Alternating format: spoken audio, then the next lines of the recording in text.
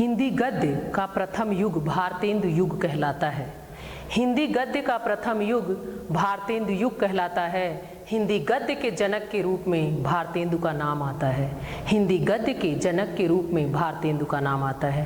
प्यारे बच्चों, मैं डॉक्टर चारुशीला सिंह हिंदी की कक्षा में आप सभी का स्वागत करती हूँ। बच्चों, अभी आपने मेरे मुख से कुछ पंक्तियाँ सुनी, आपने अंदाज़ा लगा लिया होगा कि आज हमें पुनः साहित्य इतिहास की भावभूमि पर भ्रमण करना है। जी हाँ बच्चों, आप सही समझ रहे हैं। पिछली कक्षा में हमने और आपने साहित्य इतिहास के अंतर्गत गद्य साहित्य के इतिहास के बारे में पढ़ा, समझा, सीखा और जाना। आज पुनः उसी क्रम में हम आगे बढ़ेंगे और शेष अंश पढ़ेंगे, क्योंकि हमने एक भाग उस दिन पढ़ लिया था। आज शेष अंश यानी भाग 2 हम और आप पढ़ेंगे। पिछली कक्षा में हमने और आपने क्या जाना, आइए देखते हैं एक बार। कुछ छोटे छोटे बिंदुओं पे हमने और आपने चर्चा की थी। बहुत ही सहजता और सरलता से बातें आप तक पहुंची होंगी, ऐसा विश्वास है मुझे। वो बिंदु कौन से थे, एक बार आप पुनः देख लें। हमने और आपने गद्य के स्वरूप के बारे में जाना था, गद्य की उपादेयता और महत्ता, गद्य पद्य के अंतर को जाना, हिंदी का जो आशय है, जो क्षेत्र है, उसका प्रसार है, उसके बारे में जाना था। हिंदी गद्य विकास का संक्षिप्त इतिहास जाना था। हिंदी गद्य का आविर्भाव और हिंदी खड़ी बोली गद्य का जो विकास है उसको समझा। और काल विभाजन, क्योंकि जहां आपको पढ़ना इतना करके काल विभाजन तक हमने और आपने पढ़ा था, और आज इसके आगे का जो क्रम है उसको हम विस्तार देंगे। आपकी जो विषय वस्तु है, जो आपको निर्धारित है पढ़ने के लिए, उसके अंतर्गत आपको भारतेंदु युग और द्विवेदी युग के बारे में पढ़ना है। शेष अंश आप अगली कक्षा में यानी कक्षा 10 में पढ़ेंगे। अभी के लिए आपको ये 2 युग पढ़ने हैं। आइए आज के अध्ययन को गति देते हैं और चलते हैं आगे, देखते हैं कि क्या है भारतेंदु युग में और द्विवेदी युग में विशेष। वैसे तो आपने बच्चों ये जान लिया है कि भारतेंदु हरिश्चंद्र जी को युग निर्माता कहा गया। ये जो एक नाम आपके समक्ष है, भारतेंदु युग, जो एक युग है, वस्तुतः तो ये भारतेंदु युग, हम एक युग के बारे में पढ़ रहे हैं, लेकिन आप जान लें, जानते भी हैं, आपने बहुत बार सुना भी है कि भारतेंदु हरिश्चंद्र जी का ऐसा योगदान था, जो उनकी विशिष्टता थी, जो उनकी साहित्य के प्रति लगाव और महनीयता थी, उसने इस युग का निर्माता भारतेंदु जी को बना दिया। हिंदी गद्य के लिए उन्होंने इतना सारा काम किया है कि उन्हें युग निर्माता की उपाधि मिल गई और वो हिंदी गद्य के जनक कहे जाते हैं। आइए देखते हैं इस युग में और क्या क्या है और क्या हुआ साहित्य के स्वरूप में, कैसा कैसा बदलाव आया गद्य में। देखते हैं बच्चों, आइए ध्यान दें। भारतेंदु युग का गद्य अत्यंत सजीव है।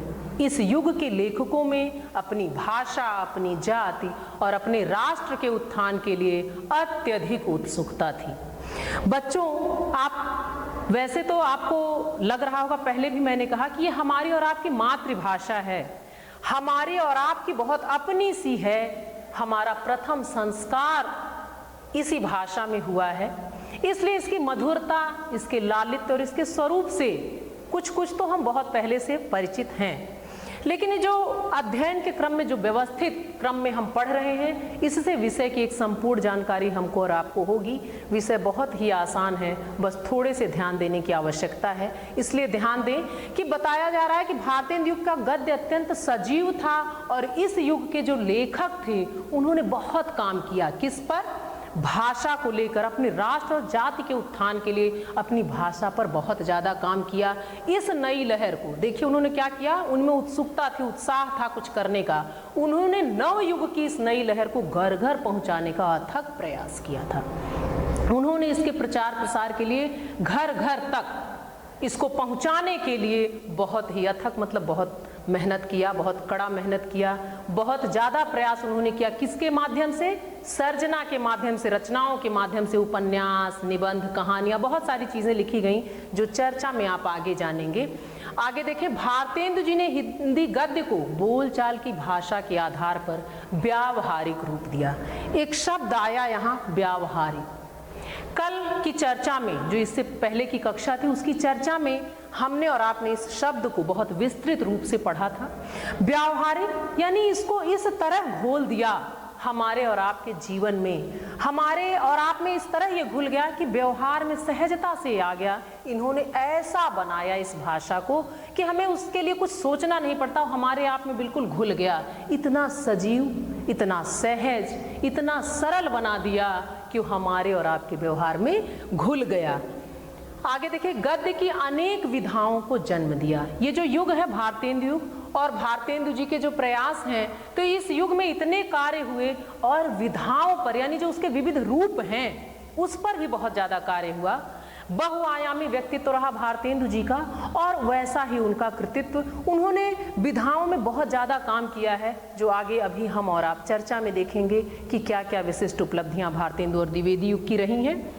आगे देखें बच्चों, भारतेंदु युग के प्रमुख रचनाकार हैं लाला श्रीनिवास दास, बालकृष्ण भट्ट, प्रताप नारायण मिश्र, राधा कृष्ण दास, कार्तिक प्रसाद खत्री, राधा चरण गोस्वामी, बद्री नारायण चौधरी, प्रेमघन।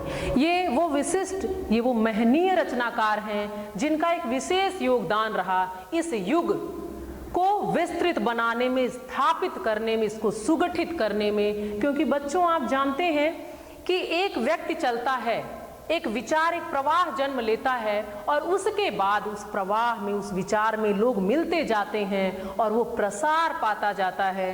तो युग निर्माता जो भारतेंदु हरिश्चंद्र जी हैं, उन्होंने जो एक राह दिखाई, उस राह को और भी मजबूत बनाने के लिए, उसको सहज सरल बनाने के लिए, उसमें लोगों को घोल देने के लिए, उसको व्यावहारिक जीवन में उतार देने के लिए जिन लोगों ने काम किया, वो यही विशिष्ट लोग हैं जिनके योगदान से ये युग समृद्ध हुआ। ये वो लोग हैं जिनकी लेखनी ने इस युग को स्थापित किया और जो आज हम और आप पढ़ रहे हैं, लिख रहे हैं, और जाने कब तक इस योगदान की चर्चा होती रहेगी, पढ़ते रहेंगे। आइए इस युग के कुछ और चर्चा की तरफ चलते हैं आगे। भारतेंदु जी हिंदी की उन्नति के लिए पर्याप्त सजग रहे। उनके अनुसार, ध्यान दें बच्चों, ये दो पंक्ति जो भारतेंदु जी की हिंदी के प्रति लगाव की व्यंजना करती है कि हिंदी के प्रति उनके मन में क्या था। वो कहते हैं, निज भाषा उन्नति है सब उन्नति को मूल, बिनु निज भाषा ज्ञान के मिटे नहीं कुसुम। उन्होंने कहा कि अगर उनका मानना था कि अगर हमें और आपको उन्नति करनी है तो सबसे पहले निज भाषा यानी अपनी भाषा का ज्ञान प्राप्त करना होगा, उसके लिए प्रयास करना होगा, उसमें स्थापित होना होगा। और वही वो मूल है, वो जड़ है, जहां अगर हम स्थापित हो गए तो हमारा प्रसार हर दिशा में होने लगेगा। बिनु निज भाषा ज्ञान के मिटे नहीं कुछ। उनका मानना था कि हम सारी दुनिया को जान लें, लेकिन अगर हम स्वयं को नहीं जान पाते, अपनी भाषा को नहीं जान पाते, तो जो एक पीड़ा है वो हमेशा चुभती रहती है, वो कभी मुक्त नहीं होने देती। इसलिए अपनी भाषा का ज्ञान बहुत ही आवश्यक है। ये ऐसी पंक्तियां हैं जो उस लगाव, उस महनीयता, उस लालित्य, उस महत्व और कर्म के उस क्षेत्र पे, कि कर्म का जो इनका क्षेत्र इन्होंने अपना निर्धारित किया वो यही था, निज भाषा। इसमें आपने बहुत सारे काम किए। अभी आपने पढ़ा कि विविध विधाओं का विकास हुआ, जिसमें सहयोगियों का, साथी रचनाकारों का तो योगदान था ही, लेकिन आपने विशेष योगदान किया। इसीलिए एक युग निर्माता आपको कह दिया गया। कोई यूं ही युग निर्माता नहीं होता बच्चों। आपका जो योगदान था वो इतना बड़ा था, इतना विराट था, इतना विशिष्ट था कि इस युग के निर्माता के रूप में हम आपको जानने लगे। भारतेंदु हरिश्चंद्र जी के योगदान ही था कि उनके योगदान की वजह से इस युग का नाम ही भारतेंदु युग पड़ गया। आगे देखें, हिंदी में इधर कुछ उत्कृष्ट साहित्यिक जीवन चरित्र और आत्मकथाएं प्रकाशित हुई हैं। इस युग की बात चल रही है तो यहाँ कुछ उत्कृष्ट रचनाएं सामने आई, जो आत्मकथाएं थीं, जो जीवन चरित्र थे। वो क्या क्या थे, आइए बच्चों देखते हैं। इनमें अमृत राय द्वारा लिखी गई प्रेमचंद्र की जीवनी, जिसका नाम है कलम का सिपाही। डॉक्टर राजेंद्र प्रसाद की आत्मकथा के बाद पांडेय वेचन शर्मा उग्र की आत्मकथा अपनी खबर, बच्चन जी की आत्मकथा क्या भूलूं क्या याद करूं, वह नीड़ का निर्माण फिर से, आदि कृतियां बहुत लोकप्रिय हुई, लोगों ने बहुत पढ़ा। और आज भी पढ़ी जा रही, युगों तक पढ़ी जाएंगी, सुनी जाएंगी, समझी जाएंगी। इस पे तरह तरह के शोध होते हैं, कार्य होते हैं। तो ये जो पढ़ना और पढ़ाना चलता रहेगा, ये योगदान है इस विशिष्ट युग की। विष्णु प्रभाकर ने शरद चंद्र की जीवनी आवारा मसीहा लिखकर यश प्राप्त किया। हमारे और आपके कर्म ही हमें यश दिलाते हैं, नाम दिलाते हैं। तो इन साहित्यकारों की ये उपलब्धियां हैं जो भारतीय युग में गुथ कर हमारे और आपके समक्ष हैं। आइए बच्चों, अब आपके निर्धारित पाठ्यक्रम से जो दूसरे युग की चर्चा हमें और आपको करनी है उसकी तरफ चलते हैं, जो है द्विवेदी युग। आगे हम इन युग के जो योगदान हैं, जो बहुचर्चित रचनाएं हैं, जो निबंध हैं, जो कहानियां हैं, जो उपन्यास हैं, उनके बारे में हम विस्तृत चर्चा करेंगे। लेकिन पहले इस युग के योगदान के बारे में जान लें। द्विवेदी युग, ध्यान दें बच्चों, क्या है? हिंदी गद्य साहित्य के अंतर्गत भारतेंदु जी के बाद द्विवेदी, महावीर प्रसाद द्विवेदी का व्यक्तित्व तो सर्वाधिक प्रभावशाली रहा। बच्चों, आप जानते हैं कोई एक विचार, एक प्रवाह, एक बात, एक योजना अगर चलती है तो जैसे जैसे वो आगे अलग अलग सोपानों पे पहुंचती है, वो सुधरती है, वो संवरती है, वो विस्तृत होती है, वो परिष्कृत होती है। तो जो एक स्वरूप चला था गद्य का, जो भारतेंदु युग से एक धारा चली थी, वो द्विवेदी युग में आते आते जब द्विवेदी जी का योगदान इसमें हुआ तो भाषा का जो है परिष्कार हुआ। परिष्कार मतलब वो दोषों से मुक्त हुई, वो सहज हुई, वो सरल हुई, वो तत्सम प्रधान हुई। उसको दोष मुक्त करने का जो श्रेय है वो महावीर प्रसाद द्विवेदी जी को जाता है। हिंदी गद्य साहित्य की विषय वस्तु और भाषा शैली पर इनका अमिट छाप, इनकी जो छाप है, क्यों? क्योंकि भाषा के परिष्कार को लेकर आप सजग रहे, आपने साहित्य में उसकी गति को, उसके प्रवाह को और तेज करने का काम किया, उसकी शुद्धता की तरफ ध्यान दिया। तो आपका योगदान जो है भाषा शैली के क्षेत्र में अभूतपूर्व है, अविस्मरणीय है। सन 1900 ईस्वी से 1922 ईस्वी तक का समय हिंदी गद्य साहित्य के इतिहास में द्विवेदी युग के नाम से जाना जाता है। आपने पिछली कक्षा में भी ये पढ़ा था, काल विभाजन, जो समय निर्धारण है उसको एक सारणी के माध्यम से आपके समक्ष प्रस्तुत किया गया था, जिसमें आपने जाना था कि जो ये युग है उसकी जो समय सीमा है वो 1900 से 1922 तक है। सरस्वती इस युग की महत्वपूर्ण पत्रिका थी। इस युग में जो पत्रिका साहित्य की निकली, जिसने बहुत सारे काम किए, जिसके माध्यम से साहित्य के लिए बहुत कुछ किया गया, रचा गया, लिखा गया, परिष्कार हुआ भाषा का, वो सरस्वती पत्रिका थी, जिसने हिंदी गद्य को नवीन एवं परिष्कृत रूप दिया। आचार्य महावीर प्रसाद द्विवेदी इसके यशस्वी संपादक थे। द्विवेदी जी की ही पत्रिका है, संपादक आप ही थे। द्विवेदी जी के अथक प्रयासों से जहां एक और भाषा में कसाव और निखार आया, वहीं जयशंकर प्रसाद, चतुर्सेन शास्त्री, सुदर्शन, आचार्य पद्म सिंह शर्मा, माधव प्रसाद मिश्र, सरदार पूर्ण सिंह, गोविंद नारायण मिश्र बाबू, श्याम सुंदर दास मिश्र बंधु, लाला भगवान दीन, कुछ अन्य नाम भी हैं बच्चों, देखें, चंद्रधर शर्मा, गुलेरी, गणेश शंकर विद्यार्थी जैसे समर्थ लेखक सामने आए। ये उन लेखकों की सूची है जिन्होंने इस युग को समृद्ध किया, इसको प्रभावशाली बनाया, इसकी जो छाप है, इसका जो प्रभाव, उसको अमिट बना दिया। द्विवेदी युग की उपलब्धियों में आप सभी का योगदान है। आगे देखिए इस युग में और क्या हुआ। इस युग में गद्य साहित्य के विभिन्न रूपों का विकास हुआ। आपने पहले भी पढ़ा कि भारतेंदु युग में भी विविध रूपों पर कार्य किया गया, इस युग में भी उसका विकास हुआ। यहाँ का विशेष योगदान भाषा परिष्कार का है बच्चों, ये आप जाने। और क्या हुआ, गंभीर निबंध, विवेचनापूर्ण आलोचनाएं, कहानियां, उपन्यास और नाटक लिखे गए।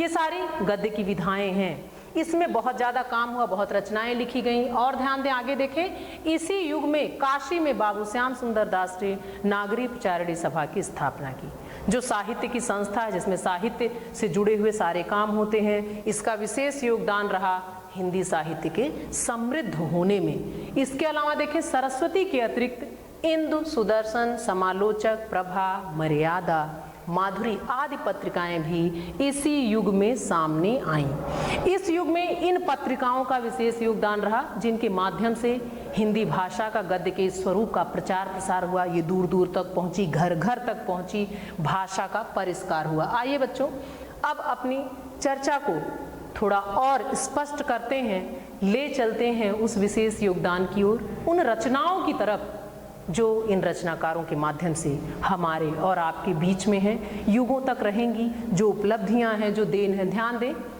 भारतेंदु एवं द्विवेदी युग के प्रमुख रचनाकार एवं उनकी रचनाएं। बच्चों बहुत ध्यान से देखें, बहुत आसान है, बस आपको इसमें थोड़ा सा ध्यान देने की ज़रूरत है। पूरी चीज़ आप जानते हैं, सुनते आए हैं, थोड़ा मन से इस दिशा में थोड़ा प्रयास करेंगे तो ये इतिहास बहुत सुगमता, बहुत सरलता से आपके भी मन पे, मस्तिष्क पे छप जाएगा, अंकित हो जाएगा, जैसे आपके पन्नों पर अंकित है। ये हमारे साहित्य का लालित्य है, ये उसकी मधुरता है जिससे हम परिचित हैं। थोड़ा ये विषय जो है वो गंभीर है, तो ये भी हमारी अपनी ही है, इसलिए बड़े अपनेपन के साथ, बड़े लगाव के साथ हमें ये पढ़ना है। आइए बच्चों देखते हैं, चर्चा को आगे बढ़ाते हैं। आइए अब रचनाकारों के बारे में हमें पढ़ना है, लेकिन पहले हम निबंधकारों के बारे में जान लें। भारतेंदु युग और द्विवेदी युग के दो निबंधकारों को मैंने लिया है, देखते हैं क्या है। आइए सबसे पहले भारतेंदु युग में आते हैं। प्रताप नारायण मिश्र, उनकी रचना जो है धोखा। दूसरे हैं बालकृष्ण भट्ट, रचना राजा और प्रजा। द्विवेदी युग माधव प्रसाद मिश्र, रचना जो है माधव मिश्र निबंध माला। चंद्रधर शर्मा गुलेरी, कछुआ धर्म। बच्चों ये आप ध्यान दें, दो भारतेंदु युग के और दो द्विवेदी युग के निबंधकार और उनके एक एक निबंध आपके समक्ष हैं। आपकी परीक्षा में जो प्रारूप आता है वो ऐसा ही होता है कि दो रचनाकारों के बारे में पूछेंगे, या तो निबंध दे देंगे, आप लिखिए रचनाकार कौन है, या रचनाकार का नाम दे दिया गया, उनके दो निबंध लिखने हैं। तो इस तरह से एक ही तरीके के दो प्रश्न इधर उधर से बदल के आपके समक्ष आएंगे। आप इसको पढ़ लेंगे तो सुगमता और सहजता के साथ आप अच्छे नंबरों से उत्तीर्ण होंगे। आइए चलते हैं उपन्यास की ओर। भारतेंदु एवं द्विवेदी युग के प्रमुख रचनाकार एवं उनकी रचनाएं, यही हमारा हेडिंग चल रहा है। इसके अंतर्गत हम कभी निबंध, कभी उपन्यास, कभी कहानी, ऐसे पढ़ते हुए आगे बढ़ेंगे। आइए देखते हैं इसमें क्या है।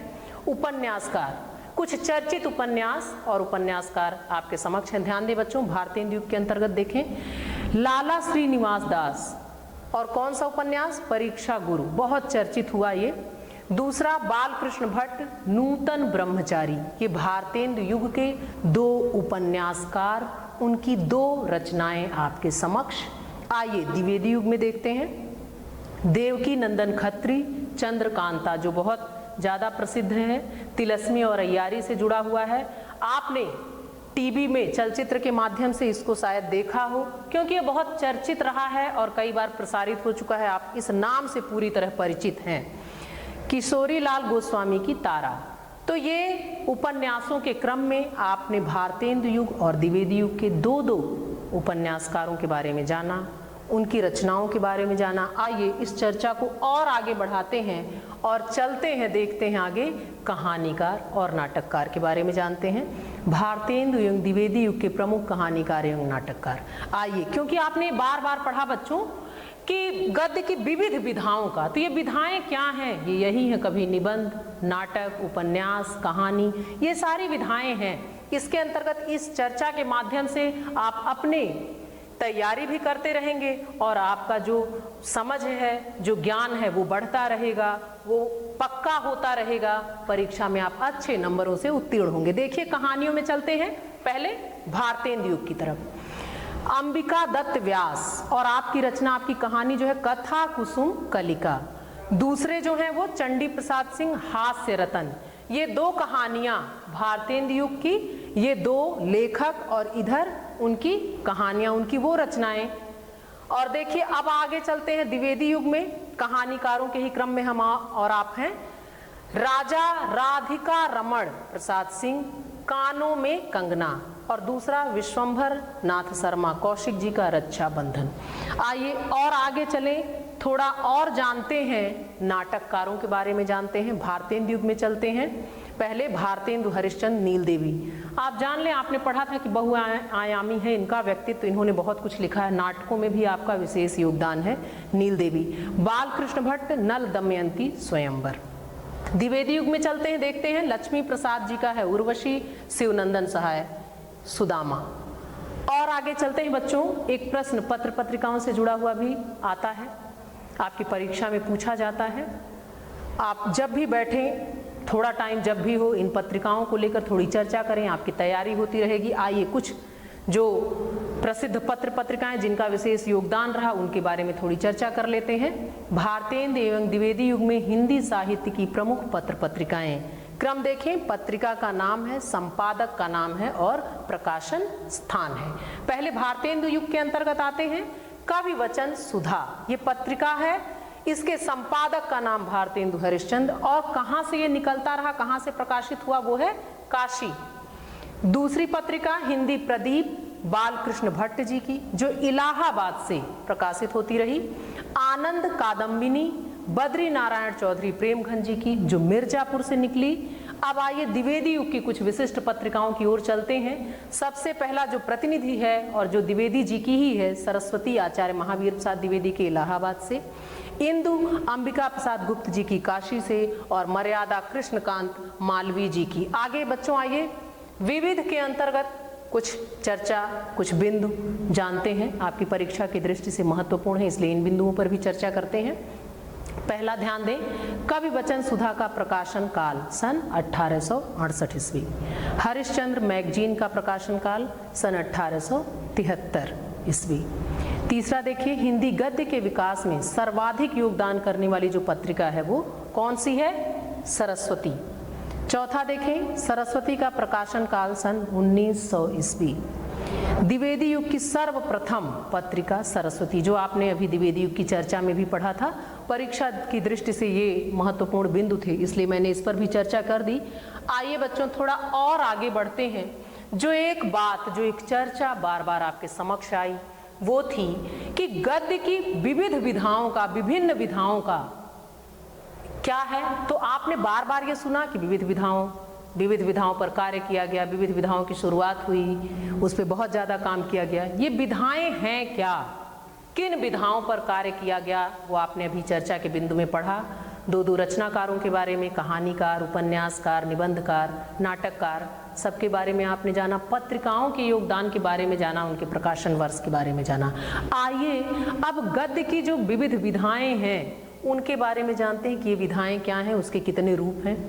ध्यान दें बच्चों, पहला है निबंध, फिर कहानी, जीवनी, आत्मकथा, रेखा चित्र, संस्मरण, यात्रा साहित्य, रिपोर्टाज और गद्य काव्य। ये गद्य की विधाएं हैं। एक प्रश्न भी आपसे पूछा जाता है कि गद्य की किन्हीं दो विधाओं के नाम लिखिए, तो ये सारी हैं, आप किसी की क्या भी नाम लिख सकते हैं, लेकिन ये विधाएं हैं क्या। आइए एक संक्षिप्त चर्चा इन विधाओं के बारे में करते हैं। आप सभी परिचित हैं लगभग। सबसे पहला तो हमारे और आपके समक्ष जो आता है वो निबंध आता है।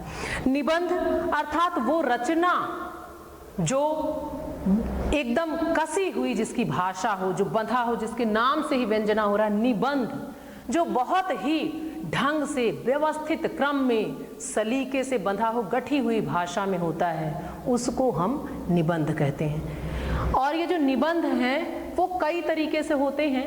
अगर मुख्य रूप से देखें तो ये निबंध 4 प्रकार के आपके समक्ष आते हैं। पहला विचारात्मक, दूसरा भावात्मक निबंध, तीसरा वर्णनात्मक निबंध, और जो चौथा होता है वो विवरणात्मक निबंध। तो ये निबंध के जो रूप हैं वो इस रूप में आपके समक्ष आते हैं। निबंध से आप परिचित हैं, आप पढ़ते भी रहते हैं। ये गंभीरता लिए हुए लेख होता है, भाषा बहुत सटीक, बहुत सधी हुई, बहुत सुलझी होती है, और जो कहा गया कि निबंध कसा हुआ होता है, गठित होता है, तो ये मुख्य विशेषता है भाषा की निबंध की। आइए अब चलते हैं कहानी। ये ऐसी विधा है जिससे शायद ही कोई ऐसा हो जो अपरिचित हो, हमारे और आपके दिल से जुड़ी हुई, बहुत आत्मीय। ये एक ऐसा शब्द है, एक ऐसी विधा है जिसका नाम लेते ही दादी नानी की भी स्मृतियां सहज ही साकार हो जाती हैं। हमारे सबसे करीब जो विधा है, जो सबसे मनोरंजक है, जो सबसे आकर्षक है, जिसमें कोई भी बात सुनकर समझकर हम बहुत जल्दी सीखते हैं, उस विधा का नाम है कहानी। ये हमारी जो विधा है वर्तमान में अगर देखें तो ये थोड़ी लुप्त होती जा रही है, क्योंकि इसके स्वरूप में परिवर्तन हो गया, तरह तरह के विमर्श इसके बीच में आ गए, इसका स्वरूप जो है वो बदला। लेकिन ये सबसे प्रभावपूर्ण विधा है जिसमें किसी भी बात को बहुत आसानी से समझा, सीखा, पढ़ा और जाना जा सकता है। बहुत ही रोचक विधा है।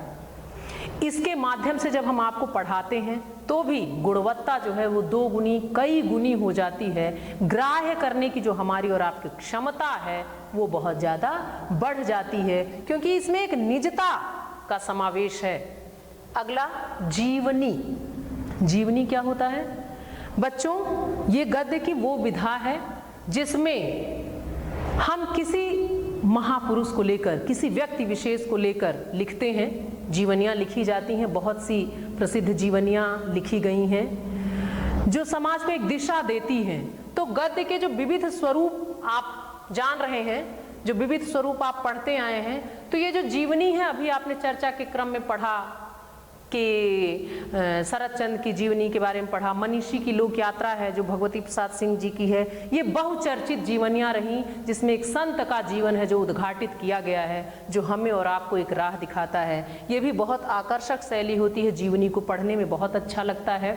और ये इस तरीके से लिखा गया होता है कि शुरुआत के क्रम से आखिरी पड़ाव तक बहुत व्यवस्थित और कलात्मक ढंग से हमारे और आपके समक्ष आता है।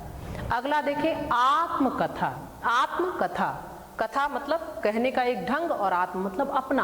आत्मकथा वो लेख है, वो गद्य लेख है जो स्वयं के लिए लिखा जाता है। अपनी आत्मकथा भी बहुत सारे लोगों ने लिखी हुई है जो बहुचर्चित हैं। तो आत्मकथा में भाषा प्रवाहपूर्ण शैली होती है, बहुत ही सहज और सरल ढंग से अपने जीवन के सूक्ष्म से सूक्ष्म भावों को भी उद्घाटित किया जाता है। बहुत ही आकर्षक शैली है। जो ये ढंग है कहन का, जो ये विधा का जो ये रूप है हमारे गद्य का, ये भी बहुचर्चित है। बहुत सारी आत्मकथाएं आपके समक्ष आएंगी, आप पढ़ेंगे। ये रोचक विधा है, कुछ कह नहीं सकते हैं। बच्चों आप पढ़ रहे हैं, हो सकता है कोई आगे चलकर बहुत बड़ा कहानीकार हो जाए, कोई जीवनीकार हो जाए, कोई निबंधकार हो जाए, कोई आत्मकथाकार हो जाए। अगला जो है चर्चा का बिंदु वो है रेखा चित्र। रेखा चित्र, रेखा और चित्र ये 2 शब्दों से बना हुआ है। तो रेखा चित्र का अर्थ है कि शब्दों के माध्यम से, रेखाओं के माध्यम से एक ऐसा चित्र हम बना दें। शब्द चित्र, अपने शब्दों के माध्यम से एक ऐसा चित्र कि जो भी विषय व्यक्त किया जा रहा हो, जिस विषय में लिखा जा रहा हो, आपके समक्ष एक चित्रवत साकार हो उठे। ऐसे भावों को जो लेकर लिखी गई रचना होती है वो है रेखा चित्र। संस्मरण, संस्मरण ये किसी स्मृति पर आधारित होता है। इसमें अधिकतर महापुरुषों को लेकर लिखा गया है। हमें और आपको कुछ याद आता है, कहीं किसी से मिले हों, कोई भेंट वार्ता है, तो उसमें स्मृति के आधार पर इसको हम लिखते हैं। अगला यात्रा साहित्य, बहुत ही रोचक विधा। हम और आपने भी आज तक बहुत सारी यात्राएं की हैं। यात्रा साहित्य, किसी यात्रा पर आप गए हैं, उसकी रोचकता को, उसको भाषा के लालित्य में पिरोकर सुंदर ढंग से जो कहन होता है उसको यात्रा साहित्य कहते हैं।